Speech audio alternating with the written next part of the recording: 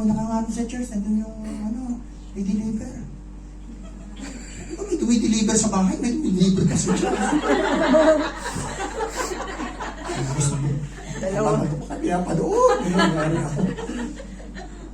Ayan. Here is something important. While waiting, be active. Don't resign. Amen. Yung iba, ano kagad? Kung may problema, may issue, give up kagad. Kaya ako, may mga naturuan ako dito eh. So, mag-resign na ako. Resign ka na. Ay, mga nagsabi pa, kasi pauwi na ako. Hindi natin, pag nakauwi ka na. Alam mo, isa mo pa ako, ha? Amen. Everybody say, praise the Lord. Praise the Lord. Kapag kausap ko sila, hindi na maintindihan. Pero pag sumunod kayo sa advice ko, magmamature kayo. Amen. Tandaan nyo ito mga kapatid, hindi lahat ng problema, resign ka. Amen. Ba, may trabaho kayo, may issue kayo, may mga ano kayo, ng business kayo, mag-resign kayo sa ruro. Ano yun? O, may business ka, gusto mo magpalit, huwag kang mag-resign, pagpurdoy ka na. Huwag ka nag-resign kasi bankrupt ko. Mag-resign ka dun sa lakas ng kita. Nasa leadership ka, huwag kang mag-resign eh. Nag-resign nyo kasi ubus na yung memento ko. Ano ito nga ayusin namin ito? Malaki. Mag-resign ka doon sa time na maganda. Bakit? Tsaka ikalawa, mag-resign ka dahil may paglalagyan ang Diyos sa'yo na ibang ministry. Wala pa nga nakaprepare. Doon sa tabi mo, wait. Wait. And while waiting, be active. Amen. Okay? Merong ilan sa inyo ito, alam ko may mga plano kayo, yung iba may plano na pumunta sa Mars, doon kayo trabaho na. Pagdating ng panahon. Diba? Oh, nagpe-prepare na si Elon Musk. Kaya lang, nabago, hindi na muna sa Mars kasi ang layo. Oh, alam niyo kung ilang buwan bago ka makabalik? Kaya sabi niya, sa buwan muna. Magtatayo sila ng lunar base. Imagine nyo.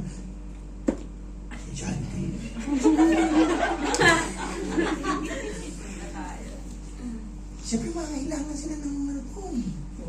Diba? Kung nga, kailangan yung pastor. Diba? Mag-preach ka na mga kapatid. Nakalotang.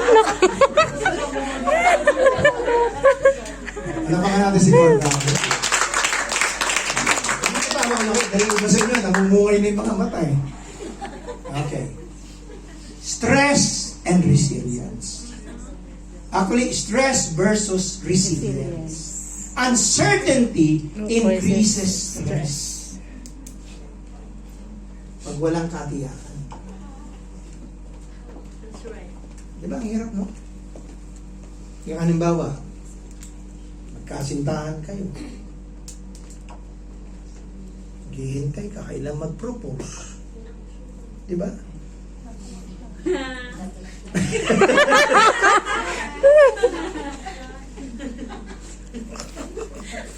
Diba? Nakailang ilang taon na, hindi pa rin makapag-propose. Kasi nag-iipon. Kaya mag-iipon yan. Oo yun, pag gano'n, gumawa ka na ng paraan. Ano? Kasal o hindi?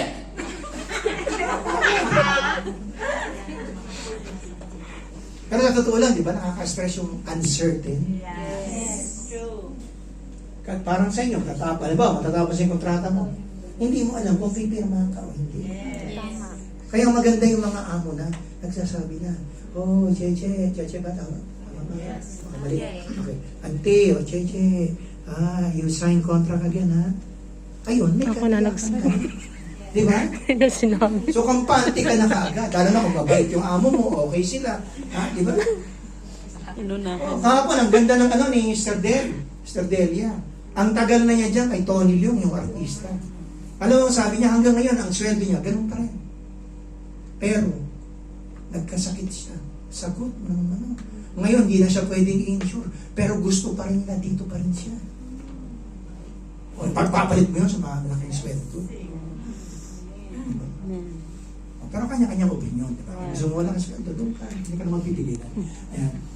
But hopeful expectation, rooted in trust, enhances resilience. Bakit ka nagkapatuloy sa Panginoon? Kasi nakatitiyak ka sa Kanya. Amen. Say amen. Ang mga pangako niya ay may katuparan. Everybody say amen. May katiyakan sa Panginoon. Kaya tayo, tuloy-tuloy pa rin na naglilingkod sa Panginoon. Minsan kami nagtatanong sa iyo, di ba, Sir Nancy? Ba't nagpapatuloy ka pa rin? Bakit naglilingkod ka pa rin sa Diyos? Dahil ang Diyos, subok ko na. Amen. Hindi niya ako pinabayaan kahit minsan. Wow, everybody say praise the Lord. Praise the Lord. Okay, balik lang ng konti pala. Sorry, may magandang point. 10 minutes na lang, matatapos talaga ako. Waiting shapes spiritual maturity and deeper dependence on divine guidance.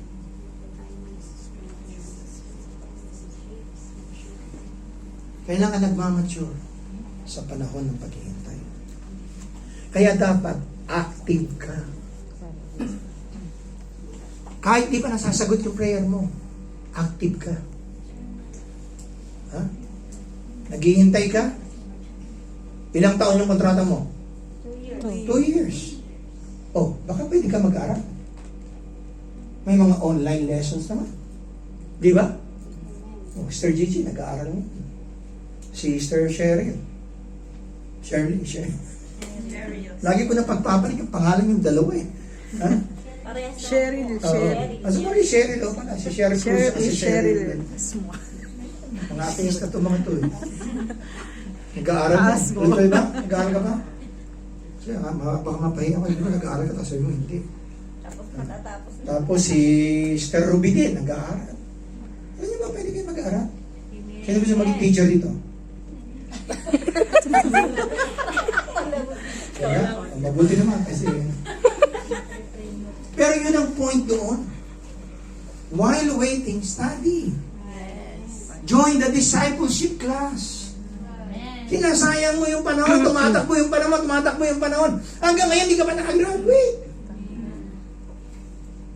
Samantalang pwede naman. Diba? Magdalaan ako, church, tapos 1 hour para sa discipleship. So I will grow in Christ. Yun ang tinatawag na active faith.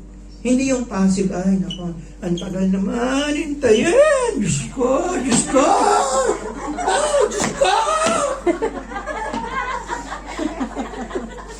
Kaya ko, kahapon, umiga ako dyan, nagtatantrum ka na, ang tagal naman hinihintay ko na to.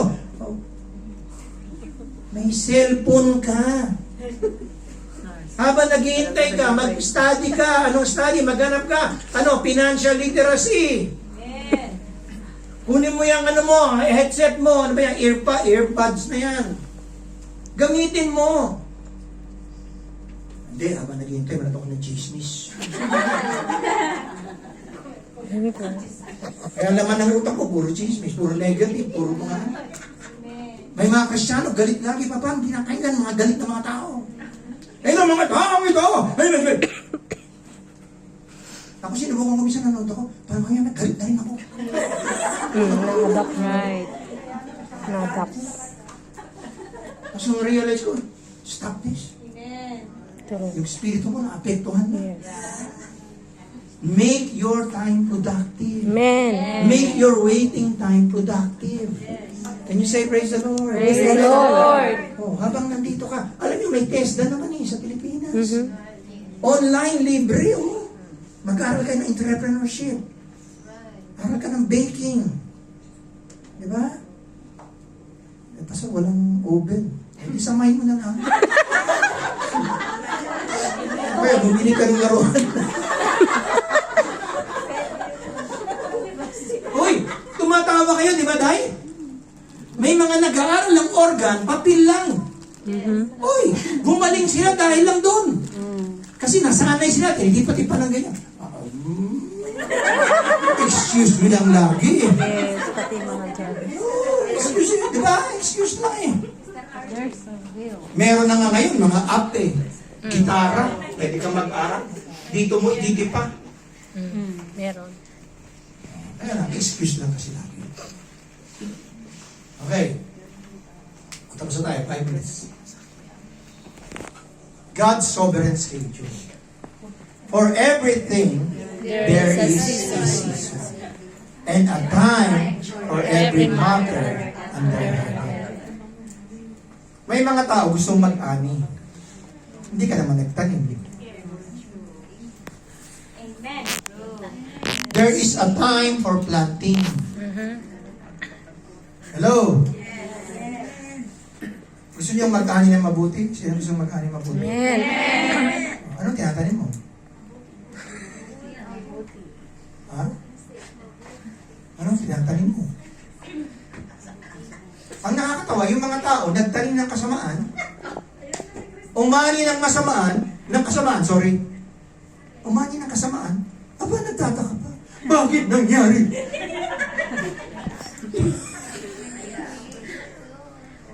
Hindi, halimbawa yan, di ba? Yung mga killer, yung mga gumagawa na huli.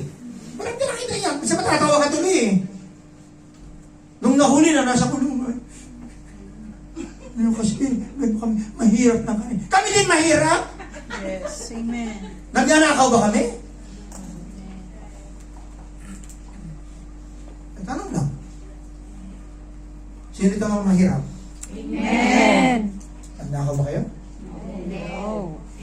Di ba? Nagbabanat kayo ng buto. Yes. Amen. Dapat hindi na kayo, banat na banat yung mga buto. Malaban ng patas. So, sumasakit na yung mga boto-boto kakabanat. Oh, ayun na. Di ba? Say, praise the Lord. Praise the Lord. Oh, sabihin nyo nga, thank you, Lord. Thank you, Lord. Oh, wag niyo, sorry, wag niyong gayahin yung mga ganong mga tao. Live right. Amen. Dahil in due season, sa tamang panahon, sabi ng Bible, Sorry. aani ka. Amen. Oh, praise God. Okay, last na. Okay, tutuloy natin to sa next time. Dito lang. Ganto lang yan, tapos ako kahapon. Sa Hebrew, the word appointed time is moed. Ayan.